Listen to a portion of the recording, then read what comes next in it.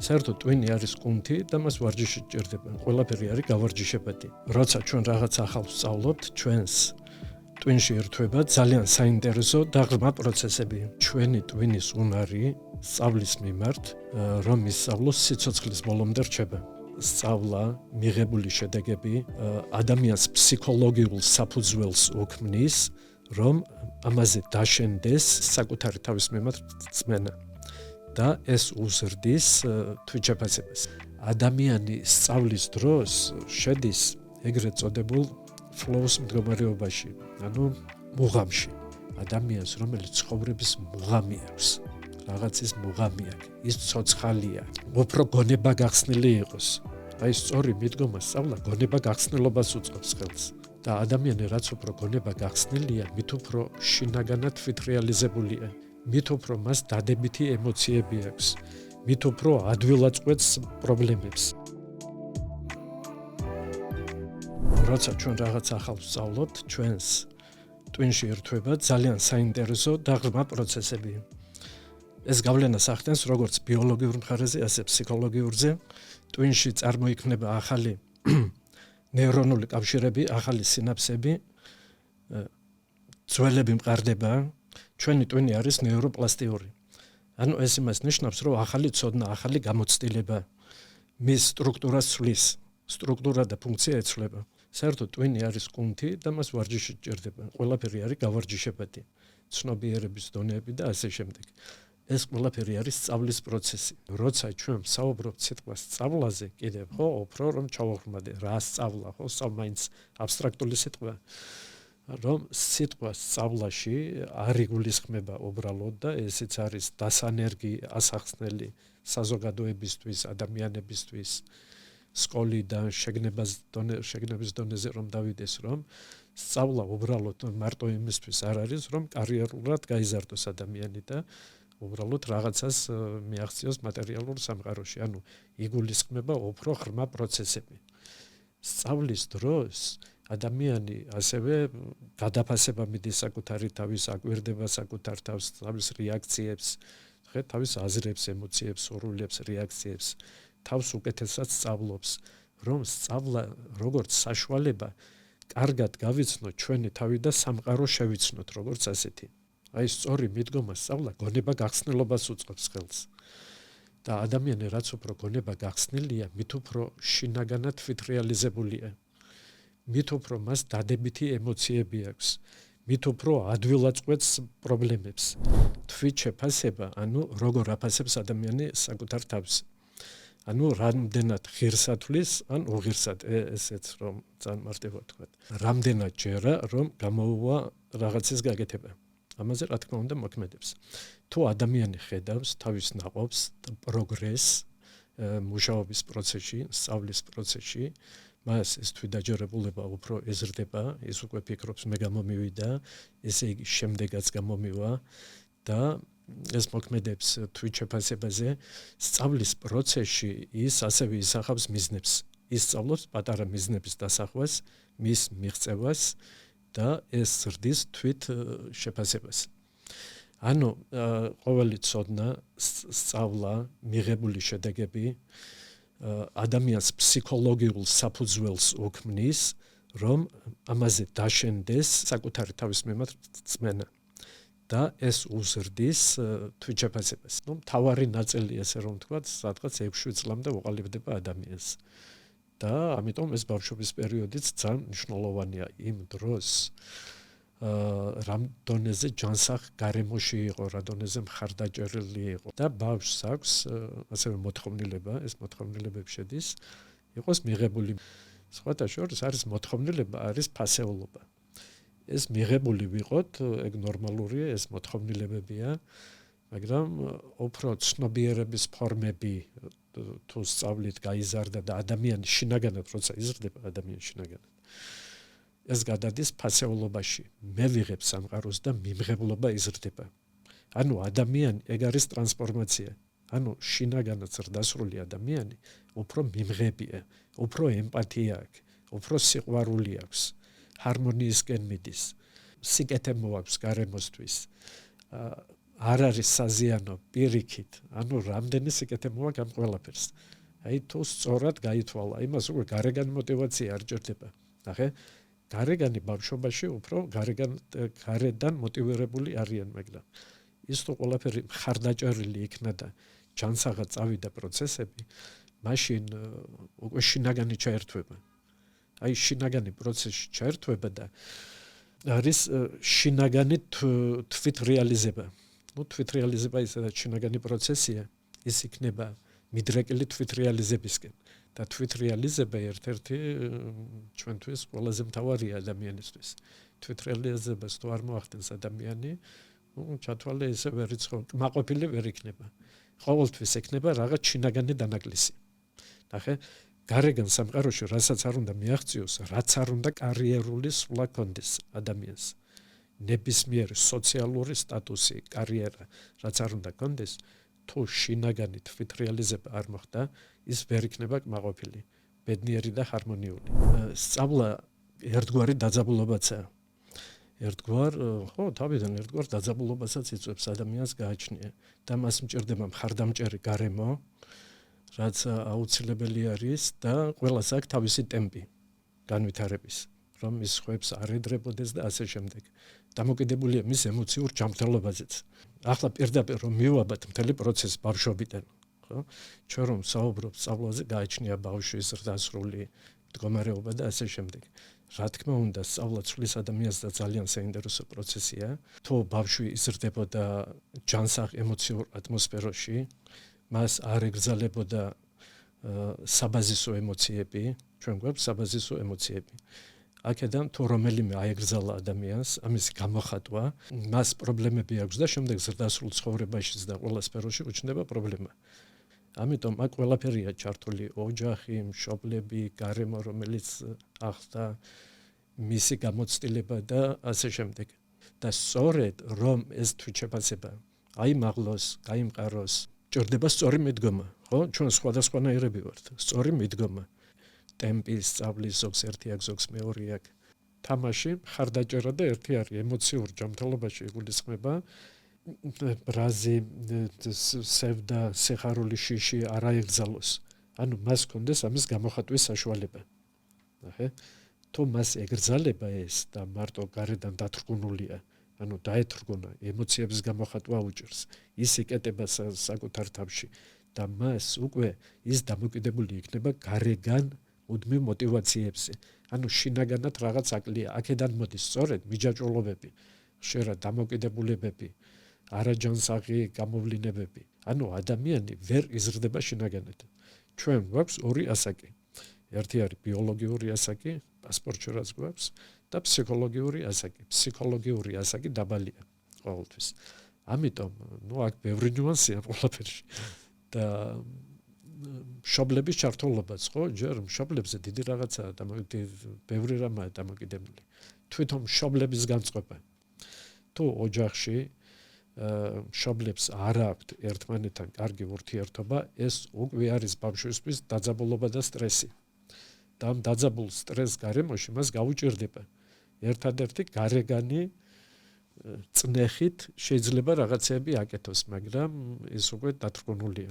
ამიტომ ეს უნდა იყოს ჯერ ზრდასრულებმა, უნდა ისწავლონ ერთმანეთთან ურთიერთობა, ჯანსაღი, შექმნათ ჰარმონია, აი ბავშვზე როცა ვსაუბრობთ, ეს არის ძალიან მნიშვნელოვანი. მშობლების მდგომარეობა და შემდეგ თამაშებით და წახალისებით. ხარ დამხმარე და არა გადამრჩენელი, როგორც იტყვიან. როცა პატარა რაღაც გამოუვიდა, ყოჩა, შეიძლება ტაში დაუკრა, ჩაიხუტა და ეს ზრდის მას ანუ ყველაფერზე კი არ უკრავ ტაშს, ანუ ახალი რაღაც თვითონ მიაღწია, გააკეთა ძალიან პატარ-პატარა რაღაცეები. აი ესეთნაირად ვამბობთ, პატარა რაღაცეები, დაკვირვებით, მხარდაჭერით. ჩვენ ასე პიროვნებას კი ვერ ვიპოვით ჩვენსა, ჩვენ ის უნდა შევქმნათ. ამას შექმნა უნდა, ხო, ეგ მთელი ხელოვნებაა, რომელიც ცხოვრების განმავლობაში გრძელდება და ყველაფერი არის სწავლასთან დაკავშირებული, ეს ყველაფერი, ხო, ერთ სიტყვით სწავლა. ძალიან მნიშვნელოვანი არის ემოციური კავშირის შექმნა. იმიტომ რომ ხშირად ადამიანი იზრდება, ბევრ რაღაცა გამოდის, მაგრამ ურთიერთობებში უჭირს. აი რაში არის საქმე, ერთ-ერთი ყველაზე დიდი პრობლემა და გამოწვევა დღევანდელ მსოფლიოში ბოლო დროს შესაძლოა ყველაზე მთავარი ეს არის ურთიერთობები. ადამიანებს უჭირთ ურთიერთობა. ნახეთ, ამიტომ სწორედ სწავლა გამოყენებული რომ იყოს ამ კუთხით.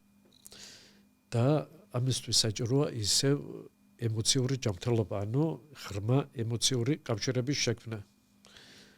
ყოველ საღამოს ადამიანები აი ოჯახში რომ მიკრიბებიან, ყველა უზიარებს თავის დადებით და ნეგატიურ ემოციას, აქვთ მიმღებლობა და ერთმანეთს უკეთესად იცნობენ, ემპათია, სიყვარული უფრო იბადება. და შემდეგ ასეთ ადამიანს არ გაუჭირდება არც სწავლა, არც ტრანსფორმაცია და არც განვითარება. არის ერთი ძალიან კარგი სიტყვა, დისციპლინა. დისციპლინა ჩვევაში გადასული. ნახე, არის რაღაცეები. ისე სხვათა შორის ზოგი არის ბედნიერი, იმიტომ რომ ჩვევაშია გადასული.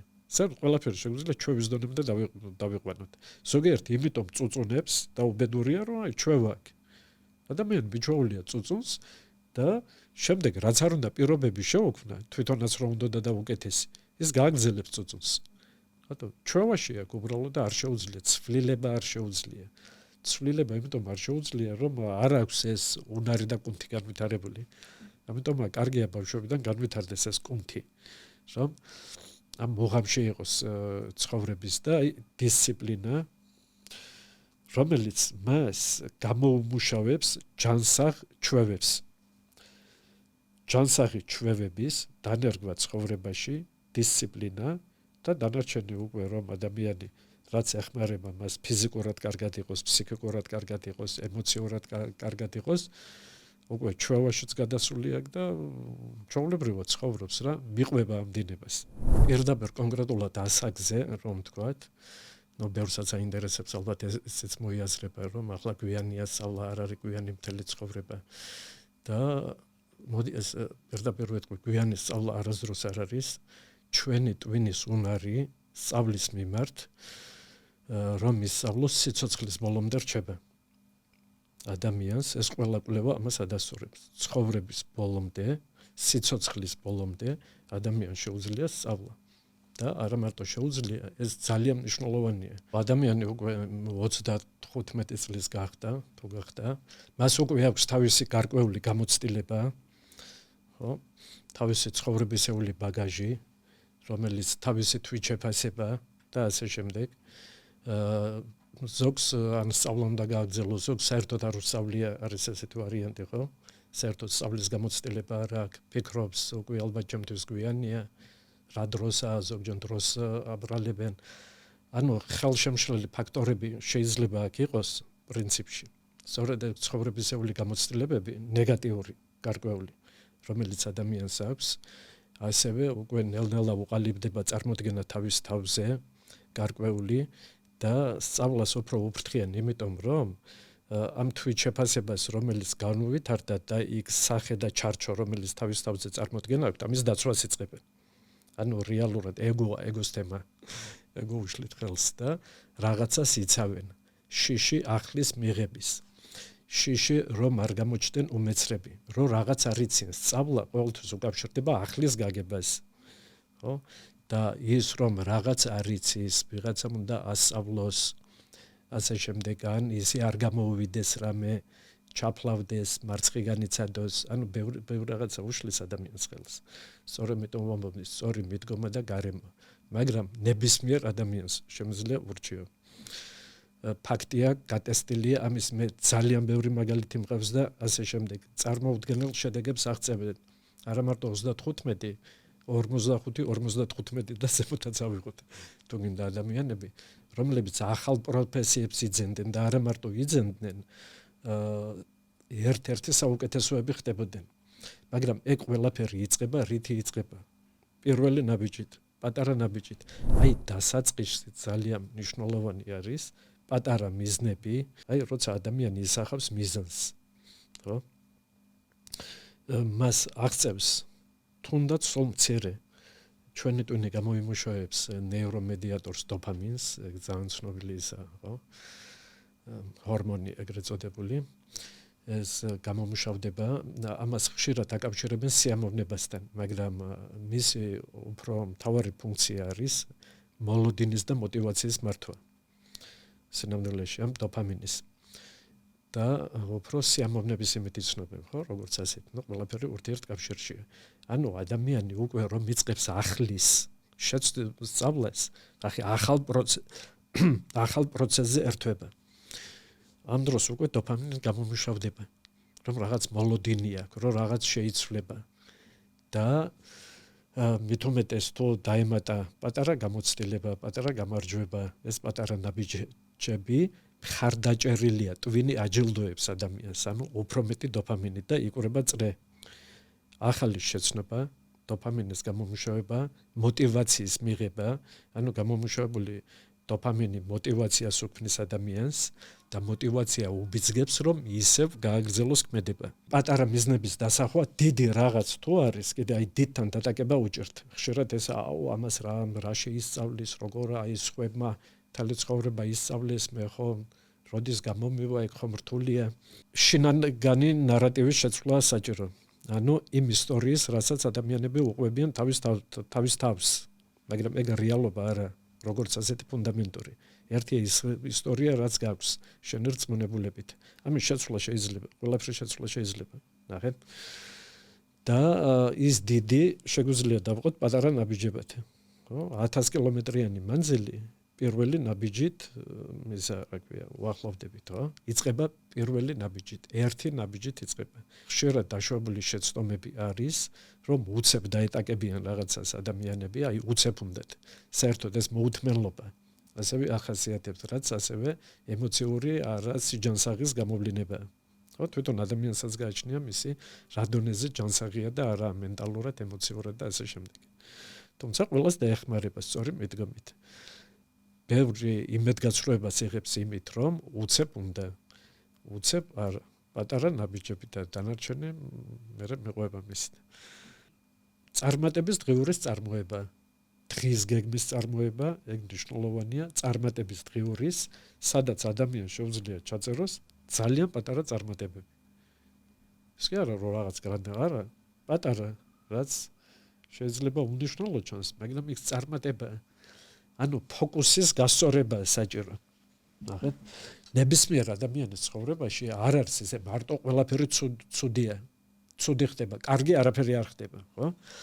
ეს უკიდურესი აზროვნება, ან ყველაფერი ცუდა და ან კარგად და ესეც არის შეცდომა აზროვნებაში, ანუ არაჯანსაღი აზროვნება. ისწავლო დანახვა რაღაცა კარგის შენ ცხოვრებაში, ან შენ თავში, რომ რაღაც გამოგდის. თორე ზოგი იძახის, იმდონის მსხვერპლის მდგომარეობაში, მე ცუდი ვარ.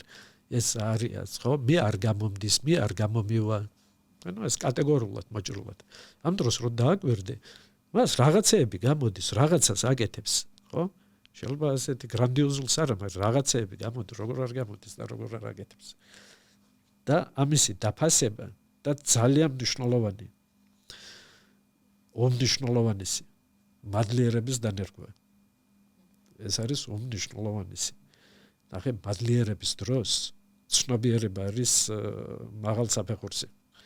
ოღონდ შინაგანად რომ შეიგრძნობ. ამის გავარჯიშება იყო მადლიერი. რომ გაიღვიძებ დილით, კითხე შენ თავს, რისთვის შემიძლია ვიყო მადლიერი. და ესე მუხტი მიიღო, დავმუხტოთ. სწავლა არის, კი, ეს არის თერაპიული პროცესი. სწავლის დროს გადართვა ხდება სწორედ. ადამიანი აკვიატებიდან, სტრესიდან ერთვება სხვა რაღაცაზე, თუნდაც ხო, იქ სწავლა მოლოდინია, ახალი მოდის, რაღაც ახალი შეცნობა და ხდება გადართვა. ამ დროს კავშირები ჩამოყალიბება, ადამიანი სწავლის დროს შედის ეგრეთ წოდებულ flows მდგომარეობაში, ანუ მუღამში. ადამიანს, რომელიც ცხოვრების მუღამი აქვს, რაღაცის მუღამი აქვს, ის ცოცხალია. ის არაა გაჭედილი უბრალოდ წარსულში და მომავალში. ნახე, ის უყურებს ცვლილებებს, ცხოვრება არის აქ და ამჟამად და მიედინება. იმ დროს, როცა ადამიანის სწავლას იწყებს, აი თუ ერთ ადგილზე ჩერდება, ერთ ადგილზე გაჩერება პრინციპში არა, ანიზრდები ან დეგრადირებ. ბევრს ასაკთან ერთად ემართება ესეთი რაღაცაც, იჭედებიან. ანუ უკვე რაღაც წარმოდგენა სამყაროზე თავის თავზე შეექმნათ და უბრალოდ იწყებენ ამის დაცვას და მათი ცხოვრება გადაიქცა რუტინად და მოწყენილობად ერთფეროვნად. და სწორედ ეს მოწყენილობა, ერთფეროვნება არის ამის მიზეზი, რომ ვარდებიან აპათიაში, ინტერესს კარგავენ, აწი უკვე რა აზრი აქვს და ასე შემდეგ. ანუ ამ მდგომარეობიდან გამოყავს და აქვს ძალიან ძლიერი თერაპევტული ეფექტი. ის რომ ეჩვევა წარმატებებს, ის უკვე მას ჭირდება, ამას უნდა რომ გაიმეოროს და ეგ ცხოვრების წესად ექცევა. მეხსიერებას აძლიერებს, თუნდაც ადამიანს კონცენტრირების უნარს აძლევს, სიცოცხლის შეგრძნებას აძლევს, გამოყავს ამ დამყარებული მდგომარეობიდან. ეს მუდმივი დოფამინის გამომუშავება მას ჩვევაში აქვს და ბიძგს აძლევს მუდმივად რომ იყოს ამ ნაკადში, ამ მუღამში რომ იყოს. ცნობიერების დონეები რაც უფრო მაღალია, მით უფრო დადებით ემოციებს განიცდის ადამიანი. სინამდვილეში და რაც უფრო დაბალია, პირიქით. მაგალითად, ცნობიერების დაბალ დონეებში შედის, თუნდაც აი რას განიცდი ამის მიხედვითაც შეგვიძლია გამოსაზღვროთ. აი ყველაზე დაბალს ვიტყვი. მე ამას ვარქმევ მენტალურ ჯოჯოხეთს. უმთავრესად თუ ადამიანი არის ასეთ ემოციებში, როგორიცაა დანაშაულის შეგრძნება, სერწყვილის შეგრძნება, აპათია, ვერ ხვდება საერთოდ რას გრძნობს. მომავლის ეშინია, წარსულს მიტირის, რისხანებაშია, ამპარტავნებაშია. აქედან 1-2 მაინც თუ ეცნო ადამიანს. მანუ სამუშაო აქვს საკუთარ თავზე. ეს ითვლება, ეს არის ცნობიერების დაბალი დონე. და მას ჭირდება ზრდა. ხშირად ამის მიზეზი გონიათ, რომ არის უბრალოდ გარეგან სამყაროში. თავარი მიზეზები შიგნითა, შიდა სამყაროზე მიდის მუშაობა, რომ გარეგანი შეიცვალოს. ან რომ ავიღოთ ორი სამყარო, შინაგანი, გარეგანი. ზოგს გონია, მხოლოდ გარეგანით შეცვლი გარეგან სამყაროს და ეგრე არა. ჯერ უნდა შეცვალოს შინაგანი სამყარო და გარეგანით შეიცვლება. ესე არის დაკავშირებული ყველაფერი ერთმანეთთან. ადამიანმა ჰარმონიას და ბედნიერებას რომ მიაღწიოს, ყველაზე მთავარი წიგნი, რაც უნდა წავიკითხოთ. ხშირად ამბობენ, რაც წავიკითხოთ. გეტყვით მე, ყველაზე მაგარ წიგნს, ყველაზე მთავარ წიგნს. ეს არის საკუთარი თავი და ცხოვრება. ნახე, ამიტომ საჭირო არის შინაგანი ზრდა. ზრდა არის ორნაირი, როგორც ვამბობდი, ერთი ბიოლოგიური, კარიერული და შინაგანი. შინაგანი პროცესები არ უნდა ჩამორჩეს. ჩნდება შინაგანი ღრმა კითხვა, ვინ ხარ, საიდან მოდიხარ, სად მიდიხარ. ნახე, სად არის შენი საყრდენი? მოდი ესეთნაირად რომ თქვათ კიდევ, თუ შენი საყრდენი არის X გარეგან სამყაროში, რომელიც დროებითი და ცვალებადია, შენ ჰარმონიას ვერ მიაღწევ. ეს იქნება მუდმივი დაძაბულობის კერა ასევე, ხო? აი მარტივად რომ იმჯელოთ. ეგ ცხოვრება არის მუდმივად ცვალებადი. ყველაფერი იცვლება, აბსოლუტურად. ამიტომ უნდა მოიძებნოს ესეთი საყრდენი, რომელიც მუდმივია. ჩვენ სულთან გავიდეთ კავშირზე, ჩვენ ნამდვილ მესთან. ნახე, ახლა ეგო სიტყვა როგორც ასეთი არის მე და ცუდი არაფერი არ არის. მაგრამ აი მეტყველებაში ეს დატვირთვა უბრალოდ ნეგატიურია, იმიტომ აქვს კიდევ რომ იგულისხმება ყალბი მე. არის ყალბი მე, რაც გონია ადამიანს რომ არის და არის ნამდვილი მე. ამას აქვს ძალიან დიდი მნიშვნელობა. ხო და შინაგანი ტრანსფორმაცია რომ მოხდეს, ადამიანი უნდა შეხვდეს თავისი ნამდვილი ბუნება, თავის თავს და შეურიგდეს, გამთლიანდეს, თავის თავთან და სამყაროსთან. ეგ არის შინაგანი პროცესი. ეგ შინაგანი პროცესია, რაც მიიყვანს ბედნიერებასთან. თორე დანარჩენი იქნება ან მსხვერპლი ან მოძალადის როლში. ნახე, და თუ დაბალ ცნობიერებაზეა ადამიანი და მხოლოდ გარეგან ცოდნებს ამატებს, თუ მსხვერპლია მსხვერპლობას გაუძლიერებს, თუ მოძალადეა მოძალადეობას გაუძლიერებს.